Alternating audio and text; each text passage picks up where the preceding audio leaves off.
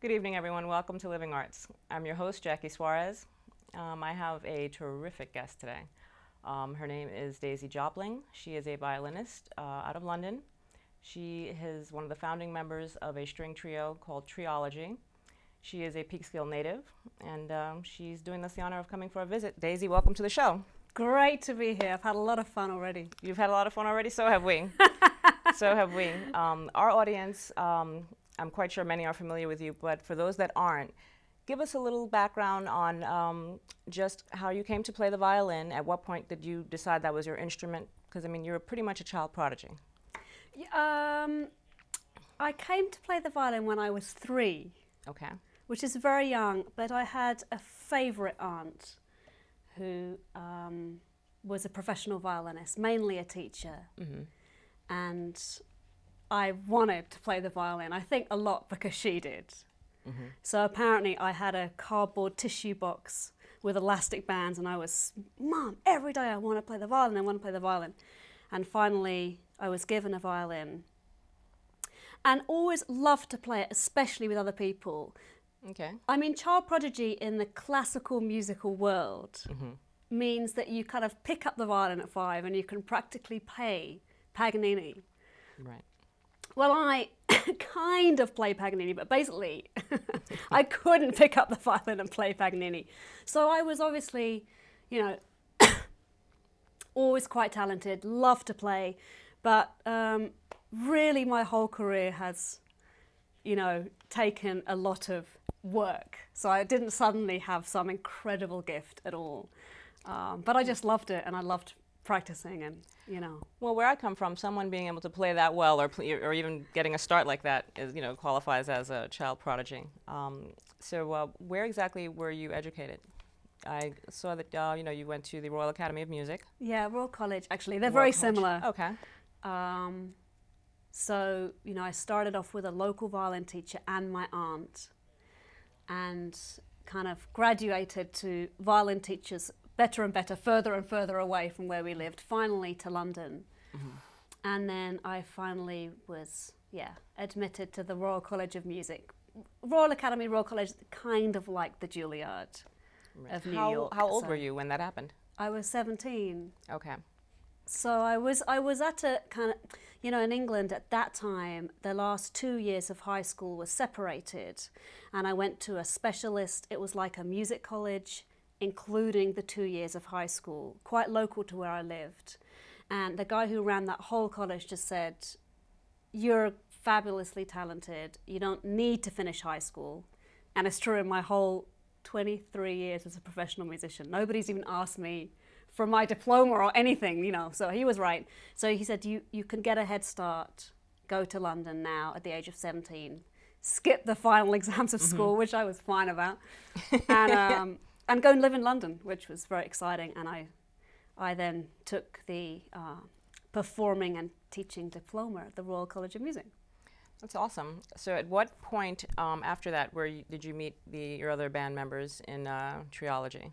Because I know that you were based out of Vienna for almost 10 years. Yes. You've traveled pretty much all over the world. Yeah. So at what point did you guys all hook up with each other? So I actually had quite a beautiful thing for anybody who's in college and has a dream, and my dream was to play what we call chamber music. So I was trained totally in classical music. And in fact, my family just listened to classical music. I mean, I hardly had any other music coming into my upbringing. It was a fabulous childhood, but in a way it was very sheltered. So at the age of 10 or 11, I went to school, absolutely normal, we call it a comprehensive school, the normal local school, high school, and everybody was totally abuzz and saying, have you heard? And I said, what? And they said, well, John Lennon's been shot. And I said, who's John Lennon? So I had a really short. So then I got to London and was bombarded with a massive new music, which was very exciting for me. And I started branching out, but never did I imagine that I could earn my money from playing other than classical music, because I was totally trained in that art. But I had this dream to be in a small group, and so I dreamed to be in a string quartet, something like this. Everybody told me it's really difficult to earn your money from it, But I was like, I'm going to do it, I'm going to do it, you know. And a couple of years after I'd left the college, a friend of mine was studying in Vienna, and I went to visit him for a week, have a couple of lessons, fell in love with the city, and met one of the other guys in my trio, because he was a friend of my friend. Okay. So I met the other violinist, and I met a great, one of the world's greatest violin teachers, Boris Kushner, Russian teacher out there. And he just said, I want to teach you, I'll teach you for free. Wow. And you know, I was doing very well in London, actually, in the classical music scene, but playing in all the great halls and playing with the best musicians. So I said, I can't come. But I went back to London and thought, let me just go for 6 months. And I finally was able to free myself and come over to Vienna for 6 months. And I then lived in the same house as this friend of mine who I'd made, this other violinist, and the cellist. And we would, you know, go down the stairs and listen to this cellist who played the piano, the sitar, which is an Indian instrument, the tabla, Indian drums, the accordion. Like every time we went past, he was playing a different instrument. And then he put up a notice on our door saying, I'm starting a choir of everybody in the house. And I mean, we were like, oh my God, this is going to be awful. But we went down there and we met him, and we anyway became friends. And I mean, we just started hanging out.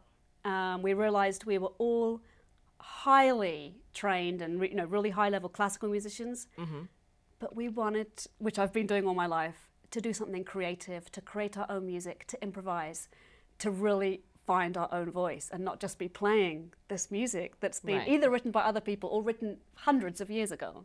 Right. And so we formed this group. I mean, we were doing it for fun.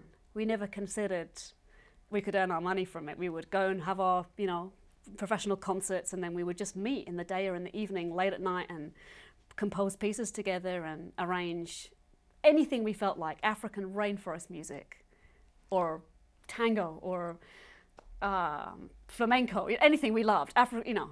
And we put together a program. We played a concert in a little cafe for 20 people, and people just went mad. And there was a friend of the A&R of the record company BMG at this little show, and I had one more show to play with the trio, and then I was going to go back to England. And so a couple of weeks later we played our last show, and this friend of the A&R guy has persuaded him to come, and he was there. And after the show he said, I want to sign you to BMG. So the rest is history. Yeah, and then I was like, God, I was supposed to be going back to England next week, but you know. 10 years pass. Yeah. Well, I know what they say, proximity is everything, right? But at what point did you decide that, I guess it had run its course, you wanted to do something different, you came stateside? Yeah, I mean, it was quite a big Something jump. like that. Yeah, well, you know, we played actually between 12 and 13 years together. Oh, okay. And there seems to be something about 10 years with a group. You know, Beatles split up for 10 years. Many kind of groups split up after 10 years. If you can't kind of get through that limit, you know, you seem to be splitting up. And I mean, I still feel, I don't see the guys much, but I still love them so much, and they're incredible musicians. I have so much respect for them. Are they still playing? They're, hugely. Okay. But, you know, we all felt that we wanted to develop in slightly different ways from each other musically. So the cellist was an amazing composer, and we were playing we were kind of full-time. We played maybe 100 concerts a year, which is not totally full-time, but we created all the music together. So somehow, writing the music, going to Africa for a couple of months here or India for a month there, we were pretty nearly full-time kind of thing. Right. And he was getting commissions to write an opera. Well, that takes 6 months, and you know, he couldn't do it. So he felt he Stifled. was itchy to go and do some big commissions for orchestras, and the other violinist who, my God, I should tell you right now, he's coming to play in the main hall of Carnegie Hall on the 17th of April. And he started, I guess, about 8 years ago maybe, this fantastic group doing music and comedy. And he always wanted, he's a brilliant comedian. So they've been working on that now, and they've been really successful. And as I say, 17th of April, Carnegie Hall, come to see them. So, and I knew that I loved a bit of comedy, but I didn't want to do just comedy. And I started to get offers of work in New York, which seemed very, I mean, it is far away. Right, well, compared to London or Vienna. Yeah, so I kind of did a couple of things and just thought, let's see how it goes. And I felt very blessed to have played with all of the best musicians in Vienna. I mean, had such an amazing career there. So I felt like, okay, maybe I'm ready for the next challenge. And there's probably nothing more difficult than coming to New York, you know. So I also thought of going to London, but nothing was exciting happening for me there. You know, I'm not the kind of musician who, orchestral players are amazing musicians, but it's not right for me, I feel, in a straitjacket. If I play in an orchestra, you have to play the same as everybody else, and I want to do different from everybody else, you know. Yeah, you have. You know, I wanted to ask you about a question about your work in the movies. Yes. You know, I thought that was really cool. Yes. Spanglish? It was. Spanglish and Road to El Dorado. So what was that like? They bring you in, you start composing some music for, or just making some arrangements for the movie? Yes, it was. It was arrangements. So Hans Zimmer heard us play in Germany and immediately said, can you come with me tomorrow back to Los Angeles? And we were like, we're on tour, but we had like 10 days later, a couple of days free. We went there, we watched the film, we met the director, we met everybody involved, and he said, you know, let me just throw out a couple of themes and I want you to arrange it for the trio. And the cellist, Tristan, did amazing arrangements. And we then went back and spent 10 days, you know, staying in Los Angeles, working in Hans Zimmer's studio. And we were basically, Tristan would get up at 7 a.m., arrange a piece for 3 hours, and then we would come in around 10 and record all day. And that happened all day, every day for 10 days. And we recorded the score for the whole film. Now, everybody loved it, the director, and it went mad about it. But right the kind of minute before it was supposed to be, you know, finally prepared, the score was finally finished, the producer, who on Spanglish was Sony Pictures, said, you can't have a string trio as, you know, the main music, and the whole of this film is a Hollywood film, you've got to have an orchestra. And Hans Zimmer was like, well, I don't have enough time to put an orchestra in there. And they're like, we have to have it. So he, with his incredible samples of an orchestra, added on, over the top of us, from most of the film, an orchestra. So we know what we played, and all the credits are us. Wow, that's awesome. That must have been an awesome experience. It was very interesting. It was really, yeah, amazing to see the different world as well. Vienna is such a different world musically, you know. Absolutely. So you kind of went the full gamut of something classical to a little more hip, and then went Hollywood on everyone. Yeah. I wanted to get to one of your recent projects. It's a site called Kickstarter, and it's a way to fund your creative projects. And that's initially how I just came to know more about you. I've obviously heard of you, but I went on and was following your project very closely. Now, you wanted to produce an album, and why don't you tell our audience about it? Yeah, so because we're going into a really, well, because we're going to record it live, so we have to have, so in my band are amazing musicians, drummer Doug Yole, electric bass player Ben Zverin, and a pianist and keyboard player Daniel Mintzeris. So I've got a rock band and a violin, but I want to be playing probably everything on my acoustic violin, so we have to be separated. So we have to have a studio big enough to have me in a room where the acoustic violin is going to sound beautiful. The piano in one room, electric bass can be anywhere. He's obviously just plugged in, and the drums in another room. So we needed to find a big enough studio, and it's quite expensive. Okay. You know, a lot of people record their albums, you know, in their garage or whatever, but that for us in this particular album, really the sound we want to create wouldn't have worked. So including the costs of recording, paying my band, the producer, mixing and mastering, I needed to raise $20,000. And I decided to give myself a short period of time because I've been wanting to make this album for at least a year. And I've been thinking, I'll meet an investor, you know, and it hasn't happened. So I thought, I'm going to give myself a real... I've been waiting around for something like that myself. Have you? I was just kidding. Oh, you're right, yeah. Well, I thought I'd put a lot of effort into it, but still I hadn't made it happen. Damn, why don't even somebody's give me 20 of it? So, you know, I'm like, and I knew if I give myself a real short time period, well, 3 weeks. Yeah, and you picked one of the shortest months of the year. That's right, I did. Yeah, that was brilliant. It's like this created this sense of urgency. Yeah, I needed to, because I needed it for myself. Because otherwise I would have been like, okay, this is really not working out. Okay, I'll try something else. You know, I needed, and Kickstarter has this, I think, really great rule where if you don't meet your goal, you get nothing. So if I'd raised $19,500, I would have got nothing. So Yeah, people that's what just was so compelling about it. absolutely. It So was like 3 days, so many hours left. It's like we're at blah blah blah. I know. But So you know, I started off, and after a week, I'd raised 4,000 something. And I was so grateful to everybody who pledged, but I was like at 4,000. I had 2 weeks to go. How the hell am I going to do it? So the way I got most of the money was by calling up everybody who said they want to book me and saying, listen, put your money where your mouth is. can you pay either the whole lot up front, which a few people did. Unbelievable. Oh, okay. Literally, a few people.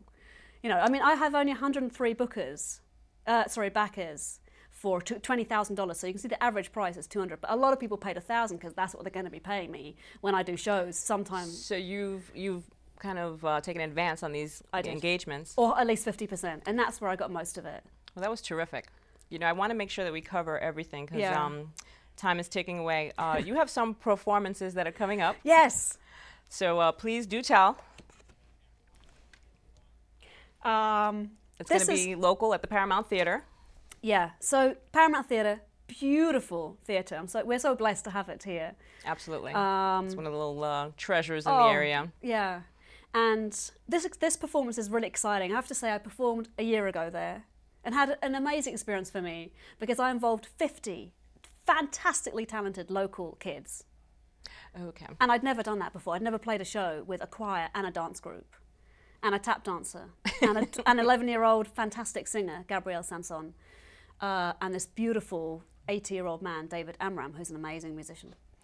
So it went very well. I mean, people were like, this is the best thing I've ever heard, and it was very exciting. So we're doing another show 19th of May at the Paramount Theatre, 8 p.m. And this time we've got even more rock songs because people love the rock songs. Yeah, the acoustics, from what I can remember in the Paramount, are a little funky.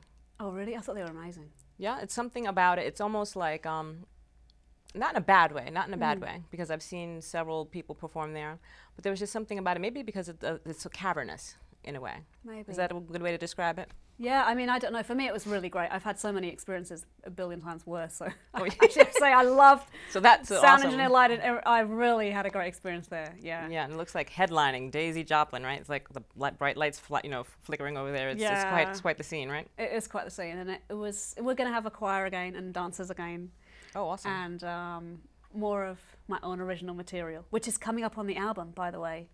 So I'm really blessed to be working with a great New York Peekskill composer called Brian Taylor. He's been arranging my pieces, which is really exciting for me. They're sounding great. Yeah. So I need to know how the audience can find you, information about the album, and then unfortunately we've run out of time. That's amazing. DaisyJopling.com is my website. I'm on Facebook, I'm on Twitter. This is the album that I created a couple of years ago, which is me playing solo, my first solo album, with a great producer, Boyan Dujic. So there's some really cool beats on that. So between now and the time that you're going to be, there's so many performances that you're doing locally. Are you going to be at St. George's Winery? I think I heard something about that. Yes. Or is that passed already? That's passed already, but another one in August, 8th of August. But I'm going to be at the Katona Library on the 22nd of March, which is next Thursday. I've got a couple of performances in New York City, and then the Bean Runner Cafe on the 22nd of April, Earth Day. I'm going to do a special performance for Earth Day. Well, that's awesome. May 19th. This is going to be a fabulous show. So it is. You know, we have, I want to thank you so much for coming on the show. Oh, thank you. We have a clip of Daisy performing that is going to blow your mind. It is totally awesome. So that's how we're going to end the show. I want to thank everyone for tuning in to Living Arts. Hit me up at livingarts.westchester@gmail.com. I have older episodes on YouTube channel, Living Arts in Westchester. I am just thrilled that you keep coming back, and I'm thrilled to be here. We're going to end with Daisy playing. Peace. Talk to you soon.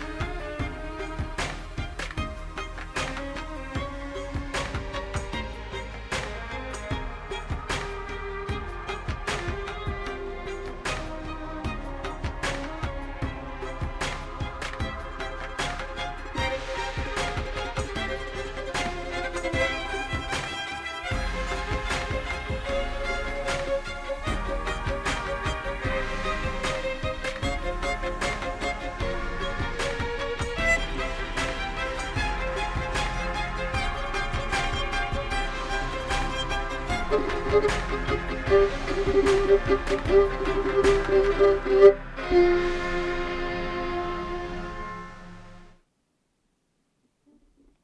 so might have noticed something kind of red and dazzling right here. And let me just turn this microphone off. Oh, good. And I just thought it might be fun for you to hear what an electric violin sounds like. Whoops.